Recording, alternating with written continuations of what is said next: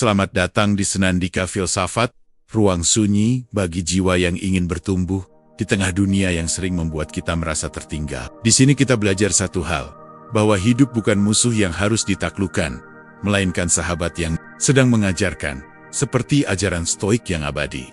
Segala hal terjadi bukan untuk menjatuhkanmu, tapi untuk membentukmu. Maka hiduplah dengan keyakinan penuh bahwa semesta tidak sedang melawanmu. Ia sedang mendewasakanmu. Ketenangan tidak datang dari luar, tapi dari dalam. Dari pikiran yang jernih, dari hati yang menerima, dan dari keberanian untuk percaya bahwa apapun yang terjadi adalah bagian dari jalanmu.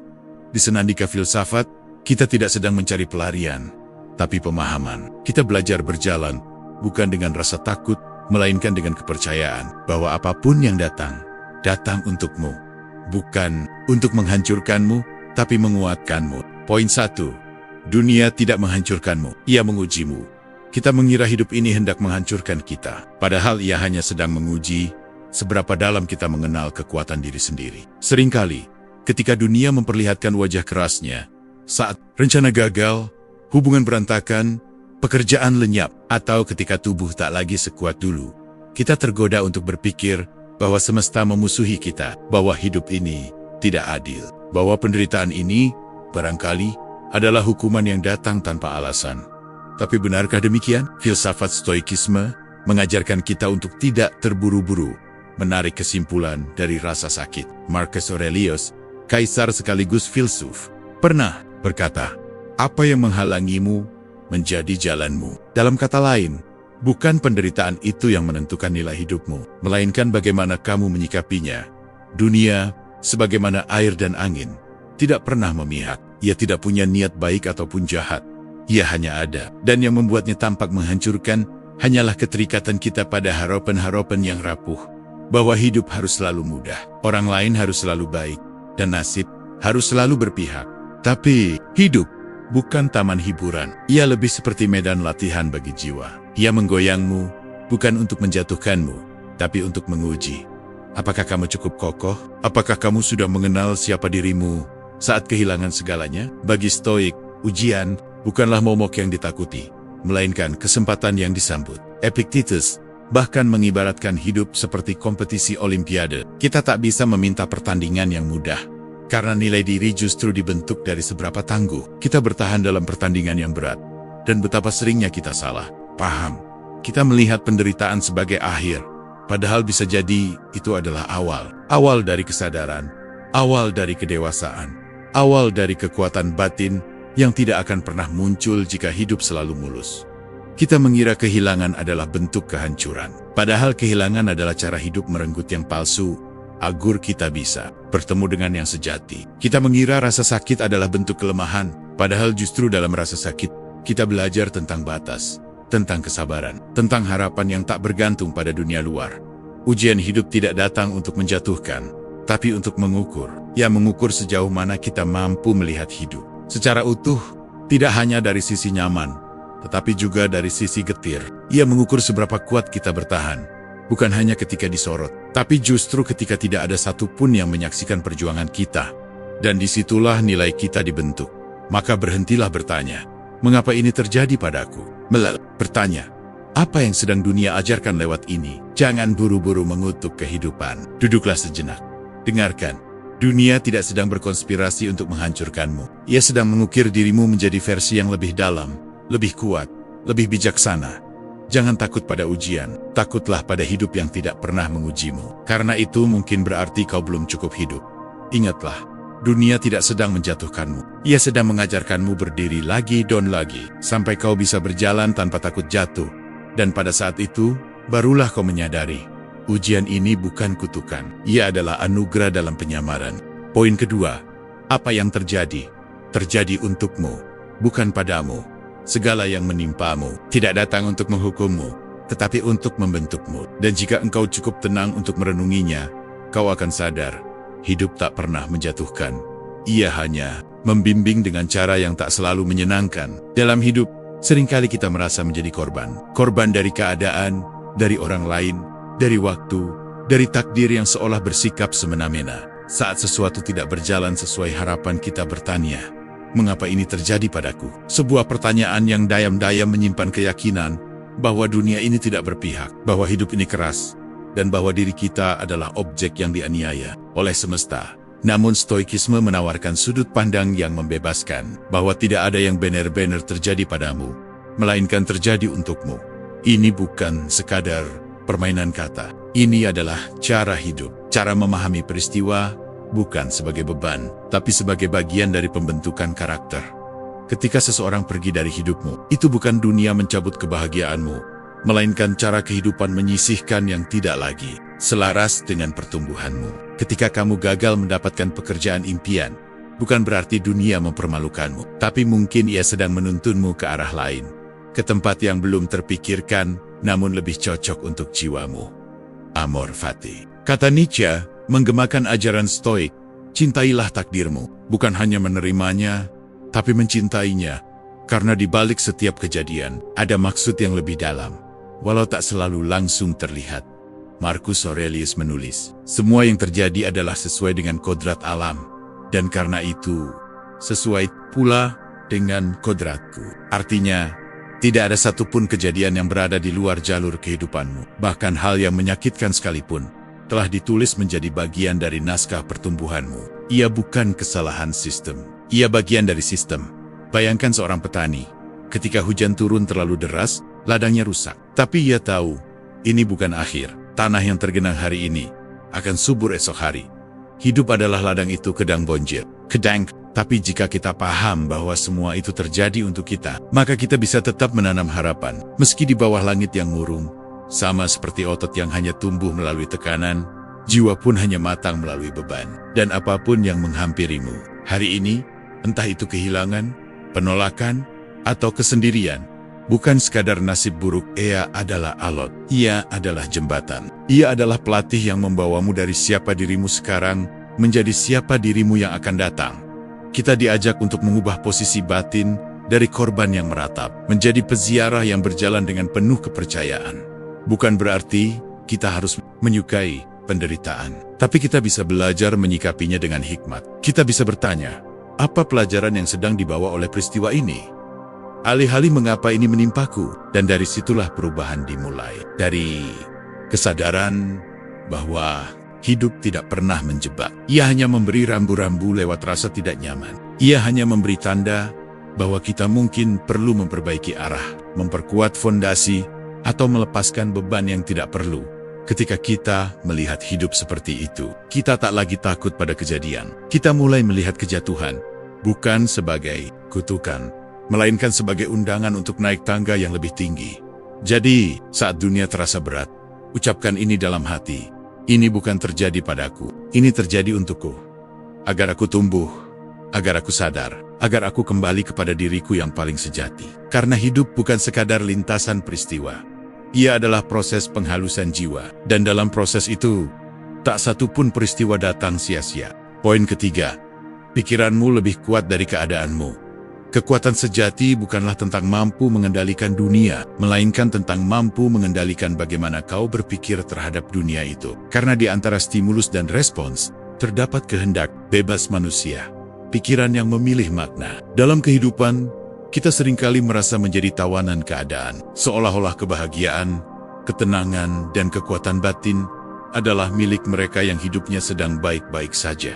Mereka yang memiliki harta, cinta, kedudukan, atau tubuh yang sehat. Sementara kita yang sedang dalam badai hanya bisa menunggu reda. Tapi tunggu, apakah ketenangan benar-benar datang dari luar? Epictetus, salah satu pilar Stoikisme, mengingatkan, bukan peristiwa yang mengganggu manusia, melainkan penilaian mereka terhadap peristiwa itu. Artinya, bukan kejadian itu sendiri yang membuat kita menderita, tetapi cara kita memikirkan, menafsirkan, dan meresponnya. Dan jika ini benar, maka sumber penderitaan bukan di luar, melainkan di dalam. Tapi begitu pula dengan sumber kekuatan. Kita tidak bisa selalu mengendalikan situasi. Kita tidak bisa memastikan orang lain selalu baik, dunia selalu adil, dan nasib selalu berpihak. Tapi kita bisa mengendalikan pikiran. Dan itu lebih dari cukup. Pikiran adalah pusat kekuasaan sejati manusia. Ia adalah benteng yang tak bisa ditembus tanpa izin dari dalam. Keadaan bisa menyita hartamu, tubuhmu, bahkan kebebasan fisikmu. Tapi Jika pikiranmu tetap jernih, engkau belum kalah. Lihatlah tokoh-tokoh besar sejarah, Nelson Mandela, yang dipenjara selama puluhan tahun, tetapi keluar dengan pikiran yang tetap utuh. Viktor Frankl, yang bertahan di kamp konsentrasi Nazi, tapi berkata bahwa kebebasan terakhir manusia adalah memilih sikap dalam setiap situasi. Atau para filsuf Stoik sendiri, seperti Marcus Aurelius yang memimpin kekaisaran sambil menulis catatan kebijaksanaan dalam gelapnya peperangan dan wabah.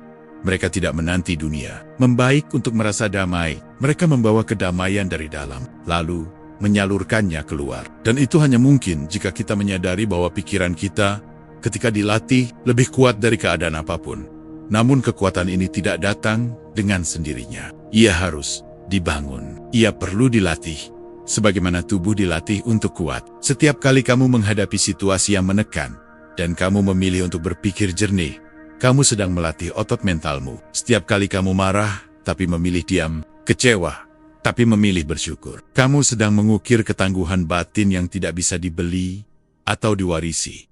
Menguasai pikiran bukan berarti menyangkal emosi, bukan berarti menjadi robot tanpa perasaan. Justru sebaliknya, itu berarti mampu mengenali emosi, menamainya, dan tetap memilih untuk tidak dikuasai olehnya. Itu berarti bisa berkata pada diri sendiri, aku sedang marah, tapi aku memilih tidak menyakiti, atau aku sedang takut, tapi aku tetap bergerak. Pikiranmu adalah penguasa batin. Jika engkau tunduk padanya, maka engkau menjadi hamba emosi yang meledak-ledak. Tapi jika engkau mendidiknya, maka ia akan menjadi penjaga kebijaksanaan dalam dirimu. Dan ketika kau sadari ini sepenuhnya, hidup tak lagi mengguncangmu dengan cara yang sama. Keadaan bisa berubah-ubah, tetapi dirimu tetap. Badai bisa datang, tapi engkau tak lagi hanyut. Karena di pusat dirimu, ada satu ruang sunyi. Ruang yang tidak bisa disentuh oleh dunia luar. Disitulah kekuatan pikiran tinggal. Maka setiap kali engkau merasa terembang-ambing, tanyakan pada diri sendiri, apakah ini benar-benar karena keadaan? Ataukah aku sedang membiarkan pikiranku menyerah? Jangan buru-buru menyalahkan dunia. Periksa pikiranmu terlebih dahulu. Di sanalah akar dari segalanya. Dan bila pikiranmu jernih, maka dalam gelap pun engkau bisa melihat. Dalam bising pun engkau bisa mendengar suara hatimu. Dalam kekacauan pun engkau bisa memilih tetap waras. Karena yang menentukan kualitas hidupmu bukan apa yang terjadi di luar, tapi apa yang terus kau pikirkan di dalam. Poin keempat, kegagalan adalah jalan memperjelas arah. Kegagalan bukan akhir jalan, melainkan lentera yang menunjukkan bahwa jalan itu gelap dan perlu dipikirkan ulang. Kadang ia bukan kutukan, tapi koreksi dari kehidupan agar kau tidak tersesat. Lebih jauh, kita hidup dalam masyarakat yang mengagungkan keberhasilan. Piala di panggung, promosi jabatan, pengakuan sosial, angka-angka dalam rekening. Sukses menjadi definisi tunggal dari nilai diri seseorang. Lalu kegagalan dalam bentuk apapun dilihat sebagai aib. Sesuatu yang harus dihindari, atau paling tidak disembunyikan. Padahal dalam pandangan filsafat Stoik, kegagalan adalah bagian yang tak terpisahkan dari kebijaksanaan. Ia bukan lawan dari keberhasilan, melainkan bagian dari proses yang membentuknya. Epictetus berkata, dari segala hal, sebagian ada dalam kuasamu, sebagian lainnya tidak. Dan kegagalan seringkali datang dari hal-hal yang berada di luar kendali kita. Hasil keputusan orang lain, kondisi dunia, bahkan waktu. Maka jika kita hanya menilai diri dari apa yang gagal kita raih, kita sedang menggantungkan nilai kita pada hal-hal yang rapuh. Namun, kegagalan, jika kita cukup berani untuk menghadapinya, bukan hanya memberi luka, ia memberi arah. Bayangkan seseorang yang terus berjalan lurus dalam kabut, mengira ia menuju tujuan, hingga tiba-tiba ia menabrak tembok. Sakit, ya, tapi tembok itulah yang memberitahu bahwa jalan itu bukan jalannya. Tanpa tabrakan itu, mungkin ia akan terus berjalan tanpa tahu, sedang tersesat. Kegagalan, dengan segala pahitnya, adalah tembok itu yang membuat kita berhenti, menoleh, dan mulai bertanya, apakah aku benar-benar tahu kemana aku pergi? Dalam stoikisme, kita diajak untuk tidak melekat pada hasil, tetapi pada proses berpikir dan bertindak dengan kebajikan. Maka saat kita gagal, pertanyaannya bukan, mengapa aku tidak berhasil?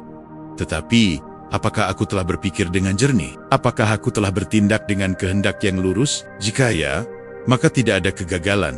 Yang ada hanyalah umpan balik. Kita perlu membebaskan kegagalan dari stigma. Ia bukan tanda bahwa kamu tidak layak. Ia bukan bukti bahwa kamu kurang berbakat. Kegagalan seringkali adalah satu-satunya cara bagi hidup untuk menyampaikan pesan yang lebih dalam. Bahwa jalan yang kamu pilih mungkin bukan yang kamu butuhkan. Bahwa kamu perlu berhenti mengejar yang kamu inginkan dan mulai mencari apa yang sungguh kamu butuhkan. Dalam diamnya kegagalan kita merenung. Dalam sunyinya jalan buntu, kita melihat ulang arah. Disitulah kegagalan menjadi guru bukan yang bersuara lantang, tapi yang mengajari lewat jeda. Kita pun belajar untuk menilai ulang. Apakah kita benar-benar menginginkan apa yang gagal kita raih? Ataukah itu hanyalah keinginan yang ditanamkan oleh orang lain? Dunia modern mengajar kita untuk mengejar banyak hal, tapi tidak semua hal itu sesuai dengan fitrah batin kita. Maka kegagalan bisa menjadi filter. Ia menyaring yang palsu, agar yang sejati bisa muncul ke permukaan. Kegagalan juga membuat kita rendah hati. Ia meruntuhkan kesombongan yang diam-diam tumbuh saat kita terlalu sering berhasil. Ia bahwa kita manusia, makhluk terbatas yang sedang belajar. Dan dari kesadaran itu, tumbuhlah kebijaksanaan. Lihatlah kembali hidupmu. Lihat di mana kamu gagal, lalu lihat apa yang datang setelahnya. Mungkin setelah kehilangan pekerjaan kamu menemukan jalur baru yang lebih bermakna. Mungkin setelah hubungan kandas, kamu belajar mencintai diri sendiri. Mungkin setelah ditolak, kamu belajar untuk bangkit dengan cara yang belum pernah terpikirkan sebelumnya. Dan jika hari ini kamu sedang jatuh, sedang menelan kegagalan yang pahit, tenanglah. Jangan terburu-buru menyimpulkan bahwa semuanya sia-sia. Mungkin ini bukan akhir. Mungkin ini hanya titik balik. Kegagalan tidak datang untuk menghentikanmu. Ia datang untuk mengarahkanmu. Dan jika kau cukup berani untuk mendengarkan pesannya, maka dari reruntuhan itu akan tumbuh arah baru, karena kadang arah terbaik bukan yang terlihat jelas dari awal, tapi yang justru muncul ketika segala rencana kita hancur. Poin kelima, ketenangan tidak diberikan, tapi dibangun. Orang bijak tidak menanti dunia menjadi tenang agar jiwanya damai. Ia menciptakan ketenangan dari dalam. Meski dunia di luar sedang bergolak, ada satu kesalahpahaman yang begitu sering bercokol dalam benak kita, bahwa ketenangan adalah hasil dari hidup yang mapan, relasi yang harmonis, karier yang stabil, atau tubuh yang sehat. Kita menanti ketenangan seolah ia adalah anugerah yang akan datang jika keadaan di luar sudah sesuai dengan keinginan. Tapi pertanyaannya adalah, bagaimana jika dunia tidak pernah sepenuhnya tenang? Bagaimana jika dunia, sebagaimana adanya, adalah tempat yang terus bergerak, tak pasti, tak sepenuhnya adil, dan seringkali tak sesuai rencana? Stoikisme mengajarkan kepada kita sebuah kebenaran yang dalam, namun tak nyaman. Ketenangan bukan hadiah, melainkan hasil dari latihan batin yang terus-menerus. Ia bukan situasi yang jatuh dari langit, tapi fondasi yang dibangun hari demi hari, dari pilihan demi pilihan, dari pikiran demi pikiran, dari kesadaran demi kesadaran. Marcus Aurelius, seorang kaisar yang menjalani hidup dalam tekanan politik, peperangan, dan wabah, menulis dalam Meditations, jangan mencari ketenangan di luar. Carilah di dalam dirimu. Sebab dunia luar bisa dirampas, kerajaan bisa runtuh, kekayaan bisa hilang, orang yang kita cintai bisa pergi. Tapi apa yang dibangun di dalam, jika dijaga dengan jernih, tidak bisa disentuh oleh tangan siapapun.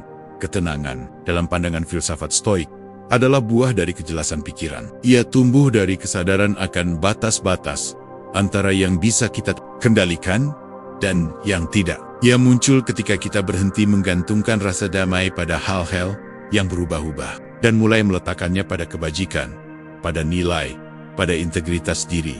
Namun, membangun ketenangan bukan perkara instan. Ia menuntut kita untuk berani menghadapi kenyataan, untuk duduk dengan emosi yang tidak menyenangkan, bukan melarikan diri darinya, untuk tidak lari ke distraksi, ke belanja impulsif, ke validasi sosial, hanya demi menutupi ketidaktenangan yang belum selesai di dalam.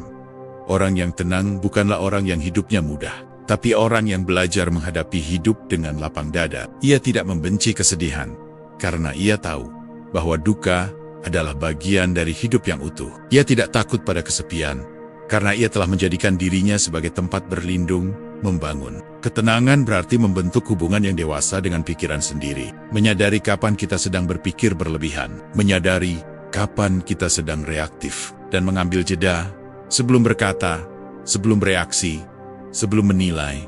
Dalam jeda itu, lahirlah ruang, dan dalam ruang itu, Tumbuhlah damai, kita nanggung juga. Dibangun lewat tindakan-tindakan sederhana. Bangun pagi tanpa terburu-buru. Menulis jurnal tentang hal-hal yang patut disyukuri. Memaafkan tanpa menunggu permintaan maaf. Melepas hal-hal yang tak lagi selaras. Menjalani hari bukan dengan ambisi yang meledak, tetapi dengan kesadaran penuh akan setiap langkah kecil yang berarti.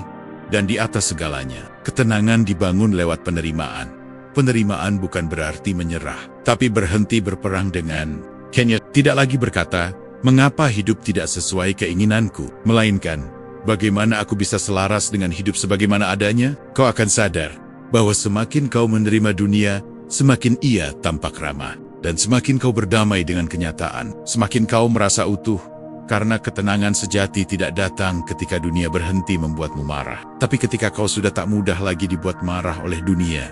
Itu adalah pekerjaan batin. Sunyi yang tak terlihat oleh siapapun. Tapi justru disitulah kekuatan sesungguhnya. Maka jangan menunggu dunia menjadi tenang. Jangan bergantung pada orang lain untuk membuatmu merasa damai. Latih dirimu. Tegakkan batinmu. Bangun ketenangan itu sendiri. Karena jika ketenangan bisa dibangun dari dalam, maka dimanapun kamu berada, bahkan dalam kekacauan sekalipun, kamu bisa tetap menjadi rumah bagi kedamaian itu sendiri. Poin ke-6, yang di luar dirimu tidak akan pernah sepenuhnya dalam kendalimu. Banyak penderitaan lahir bukan dari kenyataan itu sendiri, melainkan dari keinginan untuk mengendalikan apa yang tak bisa dikendalikan. Maka mulailah dari sini. Lepaskan yang di luar, jaga yang di dalam. Salah satu akar dari penderitaan manusia terletak pada ilusi bahwa kita bisa, atau seharusnya bisa, mengendalikan segalanya. Kita ingin cuaca sesuai keinginan.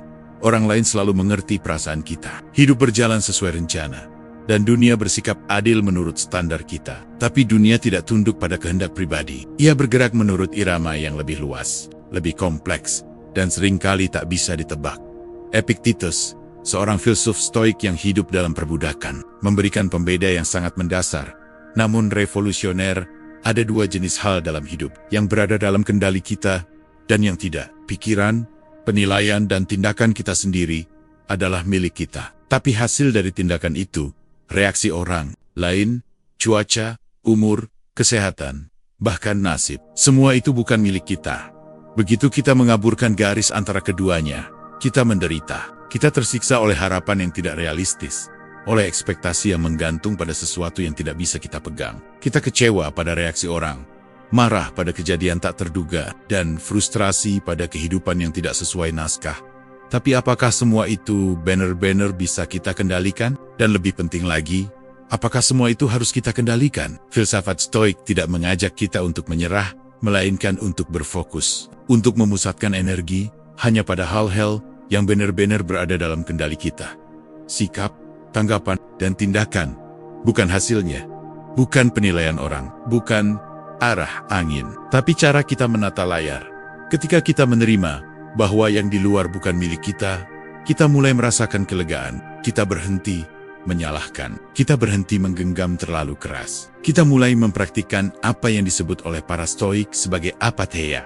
Bukan kebekuan emosi, tapi kejernihan batin yang tidak terguncang oleh hal-hal eksternal.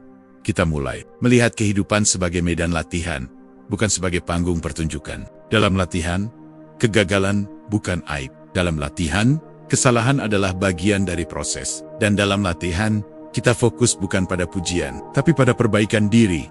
Saat seseorang berlaku buruk padamu, kamu tidak bisa mengendalikan sikapnya, tapi kamu bisa memilih. Apakah kamu akan membalas, atau kamu akan menjaga integritas? Saat rencana gagal, kamu tidak bisa mengatur hasilnya, tapi kamu bisa memilih untuk tetap belajar, tetap bangkit. Disitulah kekuasaan sejati, pada kemampuan untuk mengatur batin, bukan dunia. Bayangkan dirimu sebagai seorang pelaut. Laut itu tak bisa kamu jinakkan. Ia akan berubah, tenang, atau badai. Tapi kamu bisa belajar membaca angin, kamu bisa mengatur layar, kamu bisa memperbaiki arah. Dan kadang, bahkan memilih untuk diam sejenak saat gelombang terlalu tinggi. It's beauty. Kelemahan, itu kebijaksanaan. Dalam dunia yang serba tidak pasti, kekuatan kita justru lahir dari kesadaran akan ketidakpastian itu sendiri. Kita tidak dilahirkan untuk mengendalikan segala hal, tapi untuk meresponsnya dengan bijak. Dan dalam kebijaksanaan itu, kita menemukan kedamaian yang tak tergantung pada apapun. Karena hanya ketika kita melepaskan keinginan untuk mengontrol segalanya, kita mulai benar-benar berkuasa atas diri sendiri. Maka hari ini, bila kamu lelah karena hidup tak sesuai kehendak, tanyakan, apakah ini sungguh berada dalam kendaliku? Ataukah aku sedang menuntut kuasa atas sesuatu yang bukan milikku? Dan bila jawabannya yang kedua, maka berhentilah sejenak, tarik napas, lepaskan, fokuskan energimu ke dalam, bangun kejernihan, bangun keteguhan. Karena di dalam batin yang terjaga, badai luar tak lagi bisa mengguncang. Dunia boleh bergerak ke arah yang tak terduga, tapi jiwamu, ia bisa tetap diam dalam kendali. Poin ketujuh, kepercayaan adalah akar dari ketangguhan. Ketangguhan tidak tumbuh dari kekerasan hati, tetapi dari keyakinan yang dalam, bahwa apapun yang terjadi, tidak akan menghancurkan, tapi menyempurnakan. Ketika seseorang berdiri tegak di tengah terpaan angin, kita sering mengaguminya karena ketangguhannya. Kita menyangka bahwa ia kuat karena terbiasa menghadapi luka, karena sering jatuh lalu bangkit, karena kebal terhadap rasa sakit. Tapi itu baru setengah dari cerita. Di balik wajah yang tampak kokoh itu, ada satu fondasi tak kasat mata. Kepercayaan, keyakinan yang tak selalu diteriakan, namun tenang mengakar dalam, bahwa apapun yang dating, gagal, ditinggalkan, dihakimi, diuji, bukan akhir. Bahwa segala sesuatu pada akhirnya akan berguna bagi pertumbuhan jiwanya. Inilah yang jarang disadari. Orang yang paling tangguh bukanlah yang tidak pernah hancur, tapi yang selalu percaya bahwa ia bisa bangkit kembali. Filsafat Stoik mengajarkan kita untuk membangun kepercayaan bukan pada hal-hal di luar, bukan pada keberuntungan, bukan pada pengakuan, bukan pada nasib baik, tapi pada kebajikan dalam diri sendiri, pada daya tahan pikiran, pada kemampuan untuk memilih sikap yang benar, bahkan ketika keadaan tidak adil.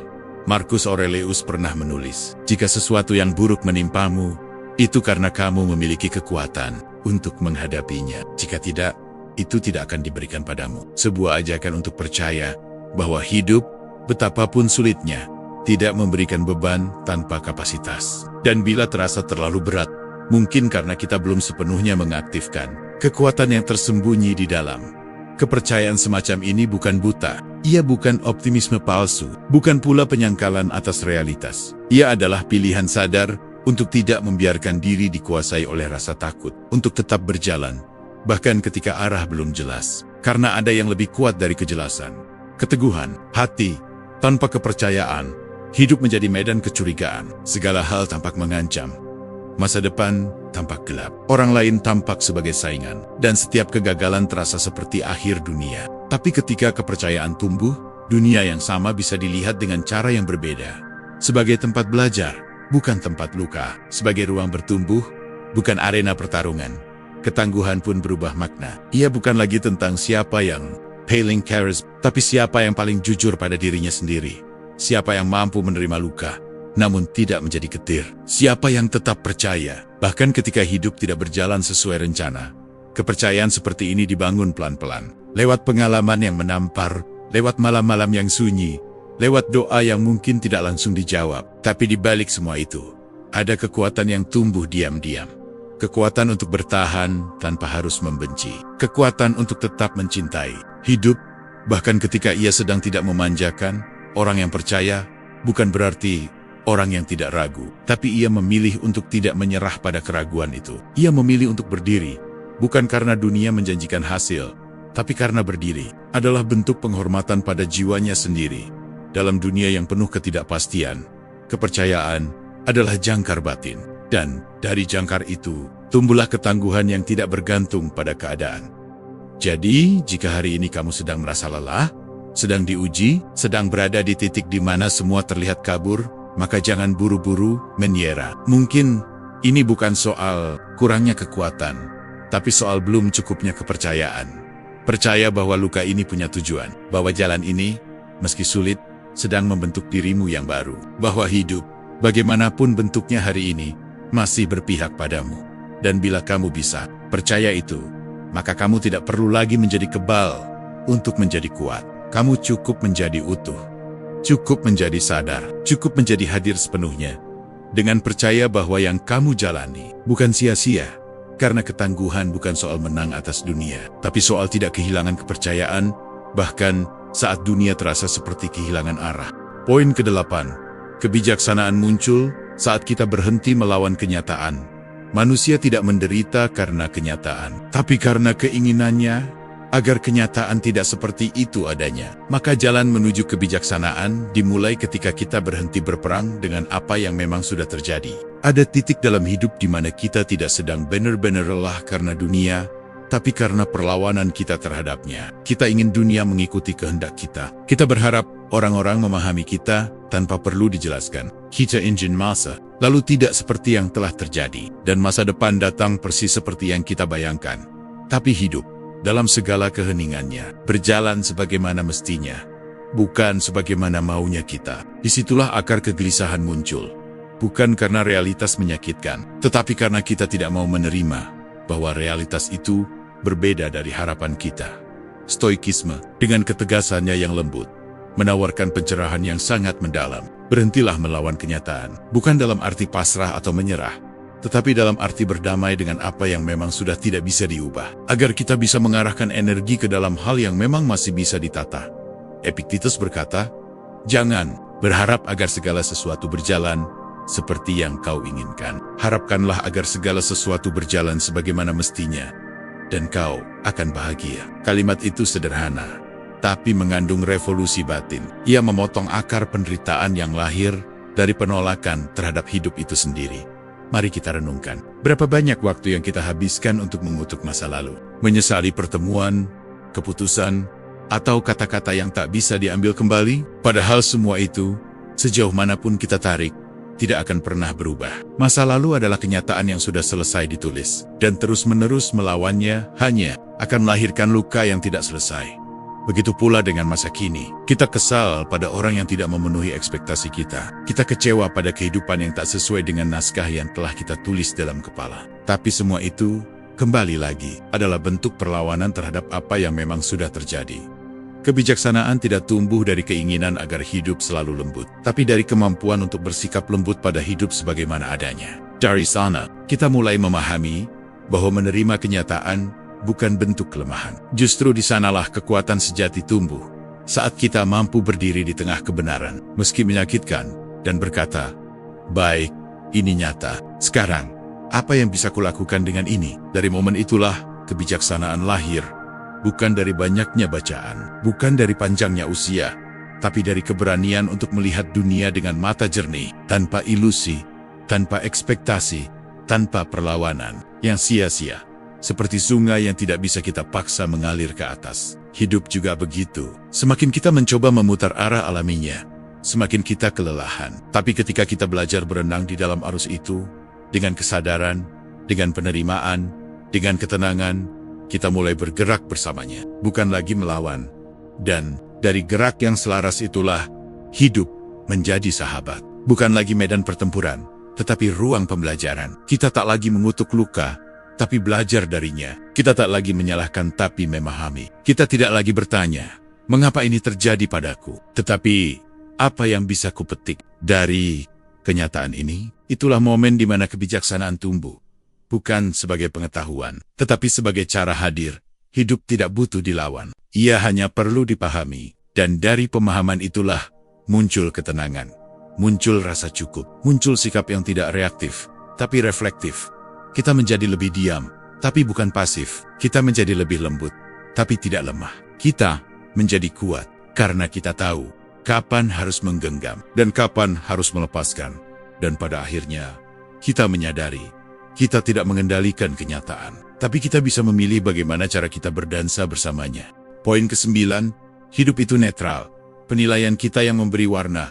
Hidup tidak datang dengan label baik atau buruk. Ia hanya terjadi. Kitalah yang memberinya makna, menilainya, dan mewarnainya dengan pikiran yang sadar atau dengan emosi yang tak terkendali. Setiap kali kita berkata, hidup ini kejam, atau hari ini menyebalkan, atau nasibku buruk, sebenarnya yang sedang kita katakan bukan tentang hidup itu sendiri, melainkan tentang penilaian kita terhadap hidup. Karena, sejatinya, hidup tidak pernah menilai dirinya sendiri. Ia hanya berjalan, ia hanya menjadi, tanpa niat menyakiti, tanpa ambisi menyenangkan. Inilah salah satu pilar utama dalam filsafat Stoik. Peristiwa-peristiwa dalam hidup adalah netral. Mereka tidak membawa beban moral, tidak punya agenda, dan tidak berwarna. Warna itu muncul saat kita mulai menafsirkan. Epictetus menegaskan dengan tegas, bukan hal-hal itu sendiri yang mengganggu manusia, melainkan penilaian mereka terhadap hal-hal tersebut. Sebuah kehilangan tidak menyakitkan, sampai kita menilainya sebagai kehilangan yang tidak seharusnya terjadi. Sebuah penolakan tidak menghancurkan, sampai kita menghubungkannya dengan harga diri kita. Sebuah kritik tidak memalukan, sampai kita membungkusnya dengan asumsi bahwa kita gagal. Dengan kata lain, penderitaan bukanlah hasil dari realitas, tetapi hasil dari tafsir. Dan tafsir adalah hasil dari pikiran yang terbiasa bereaksi, bukan merenung. Namun, ini bukan berarti kita harus hidup tanpa emosi. Bukan berarti kita harus menjadi batu yang tidak merasakan apa-apa. Justru, sebaliknya, kesadaran bahwa hidup itu netral, mengajak kita untuk menjadi lebih bertanggung jawab atas apa yang kita rasakan, bukan melemparkannya ke dunia luar. Jika hari ini terasa buruk, pertanyaannya bukan lagi, kenapa dunia tidak adil? Tapi, bagaimana cara pandangku terhadap dunia hari ini? Jika orang lain membuatmu marah, pertanyaan pentingnya bukan, kenapa dia begitu menyebalkan? Tapi, kenapa aku memberi kekuasaan pada orang itu untuk mempengaruhi batinku? Di sinilah letak kekuatan manusia, pada kemampuan untuk memberi makna. Kita tidak bisa menghindari realitas, tapi kita bisa memilih cara memaknainya. Dan dalam pilihan itulah, kita menciptakan warna hidup kita sendiri. Lihatlah dua orang mengalami kejadian yang sama. Kehilangan pekerjaan, yang satu tenggelam dalam frustrasi, merasa dihina oleh dunia, merasa hidupnya berakhir. Yang satu lagi menarik napas panjang, meninjau ulang arah hidupnya, dan akhirnya menemukan panggilan baru. Apa yang membedakan? Bukan kenyataannya, tapi tafsirnya. Stoikisme tidak mengajarkan kita untuk menolak rasa sakit, tapi untuk bertanya, apakah rasa sakit ini berasal dari kejadian, atau dari pikiranku tentang kejadian itu? Dari sana kita bisa mulai memilah, mana luka yang sejati, mana yang hanya ilusi batin. Dan ketika kita mulai menyadari bahwa hidup ini sebenarnya tidak berniat menjatuhkan kita bisa mulai bersikap lebih jernih. Kita tidak lagi menjadi korban dari setiap perubahan. Kita tidak lagi terlalu cepat mengutuk atau memuja. Kita bisa melihat segala sesuatu dengan mata yang tidak kabur oleh emosi. Dunia tidak selalu memberi kita kendali, tapi ia selalu memberi kita ruang untuk menilai. Dan dari penilaian itulah, hidup kita terbentuk. Bukan dari kejadian itu sendiri. Maka hari ini, bila hidup terasa berat, cobalah lihat ulang dari mana beban itu berasal. Apakah dari kenyataan, atau dari cara kita memaknainya? Ubah makna, ubah rasa, ubah tafsir, ubah arah. Sebagaimana kertas putih bisa menjadi surat cinta, atau catatan kemarahan, tergantung isi yang kita tulis. Hidup pun demikian. I am natural, I Apollos. Ia menunggu untuk diberi warna. Dan warna itu bukan hasil dari takdir, tapi hasil dari dirimu sendiri. Poin ke-10. Setiap hari adalah sekutu, bukan ancaman. Hari ini bukan musuhmu. Ia bukan datang untuk menguji, menakut-nakuti, atau menghancurkan. Ia datang sebagai sahabat, menawarkan kesempatan untuk memperbaiki, menyembuhkan, dan bertumbuh. Ada pola pikir yang tanpa sadar kita bawa sejak lama, bahwa waktu adalah sesuatu yang harus dikejar atau dilawan. Kita menyambut hari dengan kewaspadaan, dengan kekhawatiran akan apa yang mungkin salah, dengan tekanan tentang apa yang harus dicapai. Lalu tanpa sadar, setiap pagi terasa seperti medan perang. Setiap hari adalah musuh. Setiap waktu adalah beban. Tapi, bagaimana jika semua itu hanyalah cermin dari pikiran yang belum berdamai? Stoikisme mengajak kita melihat waktu, khususnya hari ini, bukan sebagai musuh, tapi sebagai mitra. Setiap hari adalah sekutu. Bukan karena ia selalu menyenangkan, tapi karena ia selalu jujur. Ia tidak pernah mengkhianatimu. Ia selalu datang dengan setia, memberi ruang untuk mencoba ulang, memperbaiki arah, dan menjernihkan kembali yang sempat kusut di hari kemarin. Marcus Aurelius dalam Meditations berkata, bangunlah setiap pagi dengan menyadari bahwa kamu diberi kesempatan sekali lagi untuk hidup sesuai kebajikan. Pagi bukanlah peringatan akan tanggung jawab yang menekan, melainkan panggilan untuk kembali ke jalan yang lurus. Hari ini adalah sahabat terbaik bagi jiwa yang sadar. Ia tidak menuntut kesempurnaan, hanya kehadiran. Ia tidak menagih pencapaian besar, hanya konsistensi dalam kebaikan kecil. Namun jika kita tidak cukup tenang, kita akan terus mengira bahwa hidup ini sedang mengejar kita, bahwa waktu sedang mempersempit ruang gerak kita. Padahal Sebenarnya, waktu menawarkan ruang. Kitalah yang menolaknya dengan terus-menerus, hidup dalam ketakutan dan penghindaran. Saat kita takut pada hari esok, kita lupa bersyukur pada hari ini. Saat kita terobsesi pada apa yang belum terjadi, kita kehilangan keindahan dari apa yang sedang berlangsung. Kita meracuni momen ini dengan beanggen-beanggen yang belum tentu nyata. Dan dari situlah muncul rasa cemas yang tanpa akar. Padahal, hari ini tidak datang untuk mengintimidasi, ia datang menawarkan kerjasama. Ia berkata padamu, mari, kita coba lagi. Mari, kita selesaikan satu hal hari ini. Mari, kita berkata jujur hari ini. Mari, kita mencintai tanpa pamrih hari ini. Bahkan, jika kemarin penuh kesalahan, hari ini tidak menghakimimu. Ia memberi kesempatan baru. Setiap matahari terbit adalah surat pengampunan dari alam semesta. Bukan untuk menghapus masa lalu, tapi untuk memberimu panggung baru, agar kau tidak mengulangi luka yang sama. Namun untuk bisa melihat hari sebagai sekutu, kita harus meninggalkan sikap resisten. Kita harus berhenti mencurigai waktu sebagai ancaman. Kita harus mulai bersahabat dengan yang hadir. Menerima bahwa pagi adalah awal yang suci, siang adalah ladang kerja, dan malam adalah pangkuan untuk beristirahat dengan damai. Disinilah muncul keindahan dari hidup yang dijalani secara sadar. Bukan tergesa, bukan terpaksa, bukan terjebak rutinitas, tapi hadir sepenuhnya. Menyadari bahwa setiap detik adalah pintu kecil yang bisa kau pilih untuk masuk lebih dalam ke kedewasaan, kebajikan, dan ketenangan. Setiap hari bukan sekadar waktu. Ia adalah guru, ia mendidik dengan keheningan. Ia dengan kejadian, ia menantang dengan hambatan. Tapi semua itu bukan untuk menjatuhkanmu, melainkan untuk menyadarkanmu. Dan ketika kau mulai memandang hari dengan sikap ini, keajaiban muncul. Bukan dalam bentuk peristiwa besar, tapi dalam rasa ringan yang datang dari dalam. Dalam kemampuan untuk tidak panik, dalam ketegasan untuk bertindak tanpa tergesa, dalam keikhlasan untuk memberi tanpa menuntut kembali. Itulah yang dimaksud hidup, berdamai dengan waktu. Kita tidak lagi melawan hari ini, kita menyambutnya, kita mengajaknya bekerja sama, karena kita tahu hari ini tidak datang untuk menakut-nakuti, ia datang untuk menemani. Dan kini, setelah 10 perenungan ini kita lalui bersama, satu benang merah mulai terlihat. Bahwa hidup bukan sesuatu yang harus ditaklukkan, tapi sesuatu yang harus dipahami. Bukan medan perang, tapi ladang pembelajaran. Kita tidak di sini untuk menang atas dunia, tapi untuk menang atas diri sendiri, atas ketakutan, atas penilaian yang berlebihan, atas keinginan yang tak pernah usai. Kita belajar bahwa apapun yang terjadi di luar, bukanlah penentu akhir nasib kita. Kita diberi kuasa atas hal yang paling penting. Cara kita berpikir, cara kita menanggapi, cara kita memberi makna. Kita belajar bahwa kebijaksanaan lahir bukan dari banyaknya tahu, tapi dari keberanian untuk menerima kenyataan tanpa lari. Bahwa ketenangan dibangun, bukan ditemukan. Bahwa hari ini adalah kawan, bukan kutukan. Dan bahwa kepercayaan pada diri sendiri, pada hidup, pada proses, adalah akar dari segala ketangguhan yang sesungguhnya.